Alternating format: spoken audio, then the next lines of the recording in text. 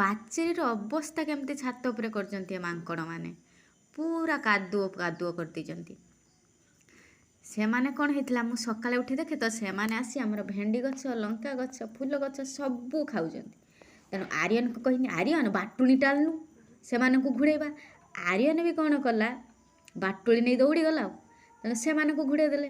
ସେମାନେ ଆମ ଉପରେ ରାଗ ରଖିକି ଛାତ ଉପରକୁ ଆସିକି ପୁରା ଡିହାଁ ଡୁଇଁ ମଉଜ ମସ୍ତି ଖେଳରେ ମାତିଲେ।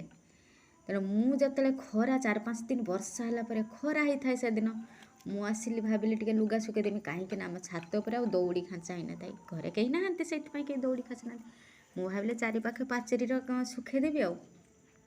ତେଣୁ ଯେତେବେଳେ ଆସି ଦେଖେ ସେମାନେ ପାଚେରୀର ଅବସ୍ଥା ଏମିତି କ'ଣ କରିଛନ୍ତି, ବାଧ୍ୟ ହେଇକି ମୋତେ ଆଉ ନିଜେ ଦୌଡ଼ି ଖାଞ୍ଚିବା ପାଇଁ ପଡ଼ିଲା। ନିଜେ ଦୌଡ଼ି ଖାଞ୍ଚି ଲୁଗା ଶୁଖଉଛି ଆଉ। ବାପରେ ବାପ, ଏତେ ଖରା ହେଇଛି ଛାତ ଉପରେ ଜମା ଛିଡ଼ା ହେଉନାହିଁ, ବହୁତ ଖରା ହେଇଛି।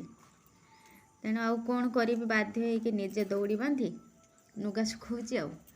ଇଏ ମାଙ୍କଡ଼ ମାନେ ଏମିତି ଆଜ୍ଞା, ଏମାନେ ବି ମୋଠୁ ପ୍ରତିଶୋଧ ନେଇନେଲେ, ଜମା ଛାଡ଼ିଲେନି।